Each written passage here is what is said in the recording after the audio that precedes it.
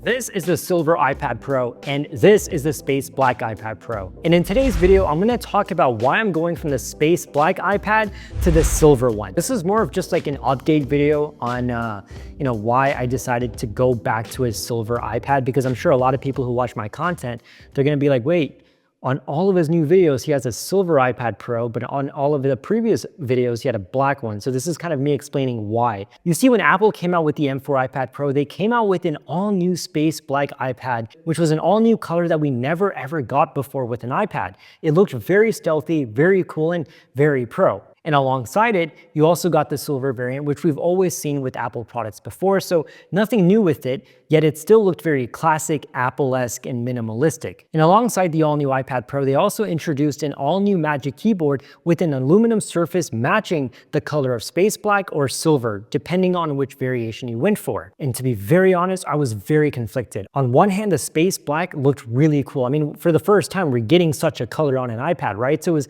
very different and unique. And on the other hand, I feel like silver products from Apple just seem very classic. I mean, Apple was always about white and silver colors when they started off. I don't know, it just kind of screams Apple, right? So what I ended up doing was I got both. I got the space black one with the black Magic Keyboard and the silver one with the white Magic Keyboard. And I tested both of them out for about a week, and I made the consensus of going with the silver iPad with the white Magic Keyboard. So I'm gonna talk about why I ended up going for the silver one and then how I went to a space black one.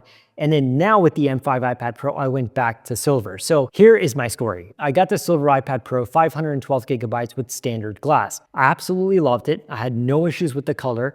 And the reason why I went with it was because I just felt that it was very classic Apple, very clean, very minimalistic, right? And that's the kind of look that I wanted. I felt like with the darker iPad, I got more fingerprints while I was testing it, even on the Magic Keyboard. And I'm someone who likes to use your iPad Pro as a main productivity machine, so it's usually in the Magic Keyboard. But at the same time, when I want to use my iPad just as an iPad, I like to just take it out of the Magic Keyboard and just use it, right?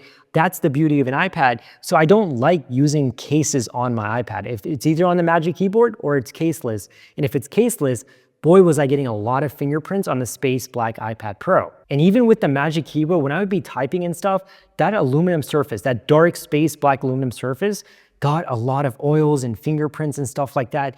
It kind of looked very grimy over time, but my silver one never did. But like I said, I got a 512 gigabyte one, and I didn't think I'd be editing as much content as I am, right? So very soon I realized that I need to go for something with higher storage. And I went on Facebook Marketplace and I saw that someone was selling an iPad Pro with 1 terabyte of storage, cellular, because I actually did want cellular. That's something I really wish I got from the very beginning. And obviously they were selling it with the black Magic Keyboard, and this model had nano texture displays. So I was like, you know what?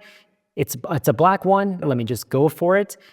Because at that time, the price was really, really nice. So I was like, I'll just sell my silver iPad Pro and go for the space black one. And that's exactly what I did. And long and behold, as I was using it up till the release of the M5 iPad Pro, I realized that I made a great decision in the very beginning when I went for that silver one, because it just looked very clean. When I'm using it without the case or the keyboard, it always looks nice, minimalistic, and just easy to keep clean. And even the Magic Keyboard, when I'm typing on it, the silver aluminum is actually not attracting fingerprints and oils. I'm sure they're there, but they're invisible. Even the keys always looked very clean, and that's what I really like. And a lot of people ask me, well, okay, so you're talking about the aluminum surface looking nice and clean.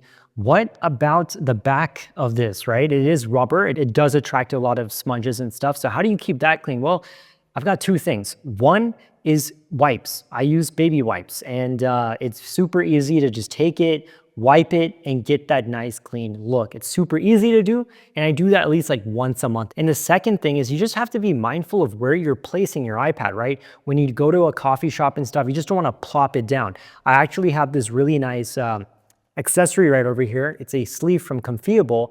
It's a nice leather sleeve that I always keep my iPad in whenever I'm traveling. And what I do is when I go anywhere, whether it's at a coffee shop or even if I'm in my kitchen, I place it down on the table, and then I place my iPad with the Magic Keyboard on top. So it's keeping it clean. So that's one thing that I do all the time whenever I'm going anywhere and I feel like the surface is not clean. I just put it on top of my sleeve.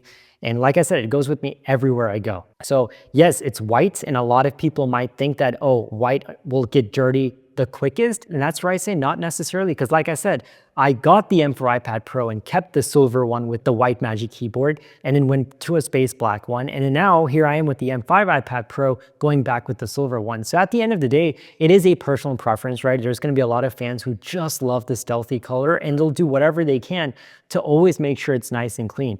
Me, on the other hand, I also like the fact that it matches my new silver iPhone 17 Pro Max, which is silver as well. So I've got this cool silver aesthetic going on, and even though black is my favorite color, with devices, I've noticed that I just like them looking nice and clean and minimalistic, and I think that's what you get with the silver iPad Pro. And because with the M5 iPad Pro, it's like, oh, I have another chance to get the newer one and get the color of my choice. And also, I did review the M5 iPad Pro. The review unit that I was sent was the space black one.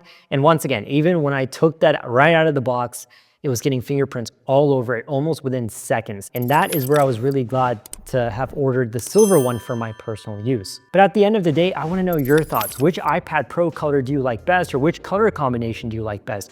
Do you like the space black with the black Magic Keyboard, or do you like the silver one with the white Magic Keyboard, or do you like to switch up the colors, right? So whatever thoughts you have, whatever preferences you have, let me know in the comment section below. Subscribe to my channel if you haven't already done so.